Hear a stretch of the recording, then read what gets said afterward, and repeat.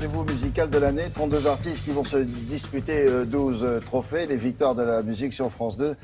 C'est un peu le début de la saison des prix, si j'ose dire, parce qu'après la victoire de la musique, et donc il y a le cinéma avec les Césars, puis le théâtre et Molière, tous ces secteurs ont leur grande soirée de larmes et de remerciements. Et ça depuis pas mal d'années. Donc 31e édition. Ça a commencé quand cette affaire ?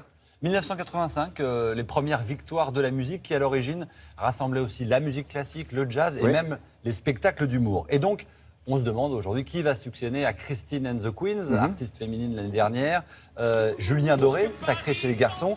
Eh bien, côté dames, il y a 3 candidates, il y a El Naïm, Véronique Sanson et Zad. Chez les hommes, Vianney sera où ? Il sera là. Il sera avec Kenji Girac et Dominique A. C'est un jury de 600 professionnels qui va remettre 600 ce prix. 600 professionnels. Et puis, il y aura un vote du public, puisque la chanson de l'année sera donc choisie sur Internet. La question qu'on se posait, c'est effectivement, est-ce que ce genre de cérémonie existe dans tous les pays ? Alors évidemment, ça ne porte pas le même nom, je suppose. Pratiquement tous les pays ont leur grand rendez-vous. En Angleterre, c'est un des plus connus. Aux États-Unis, c'est les Grammy Awards, qui sont les plus anciens, aussi 1958. Grammy comme gramophone.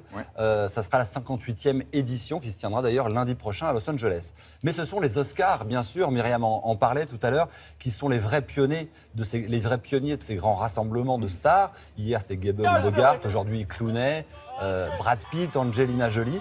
Et puis, dans 3 semaines, ce sera donc la 88e édition, une statuette dorée créée en 1929, comme le rappelait Myriam tout à l'heure. Oui, par le patron de la Goldwyn Mayer. Voilà, et 2 jours avant, ou la veille, ça dépend des années, l'Académie des Césars, elle, remet son palmarès. Le grand rendez-vous du 7e art, lui, a été créé en 1976. Ça, ce sont les Espagnols, regardez. Oui, ce sont les Goya. C'était samedi, juste là, avec une Penélope Cruz et un Javier Bardem resplendissant. Monsieur et madame. Hein. Voilà, et c'était l'invité d'honneur, Juliette Binoche, qui était donc à Madrid. Et la récompense, c'est un buste en bronze à l'effigie du peintre graveur espagnol Francisco de Goya. En Allemagne, ça existe également.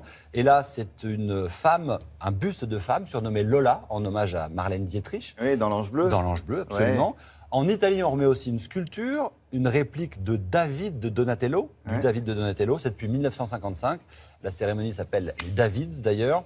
Et puis en Angleterre, ce sont des masques dorés que vous voyez là, qui symbolisent les BAFTA, c'est les récompenses annuelles du cinéma et de la télévision, qui a lieu donc à Londres depuis 1948. Ça existe dans tous les domaines en fait. Oui, il y en a pour le théâtre, ça s'appelle les Molières en France par exemple, partout, la musique classique également, et puis il y en a eu pour la télévision aussi. Les 7 d'or, les 7 d'or. Ça n'existe plus ça. Est-ce que ça existe encore dans d'autres pays d'Europe ? Il y a les globes. Ouais, ça existe. Ça existe dans d'autres pays d'Europe. En France, ça s'est arrêté en 2003. Il y avait des petites tensions entre les chaînes. En tout cas, on a besoin de ça pour. Les gens qui ont été oscarisés signent un contrat qui leur interdit de revendre leur statuette. Ah non, moi ici sur eBay, j'en ai trouvé plein. Non, parce que sinon, l'Académie des Oscars vous fait un procès. Oui, bien sûr. Voilà.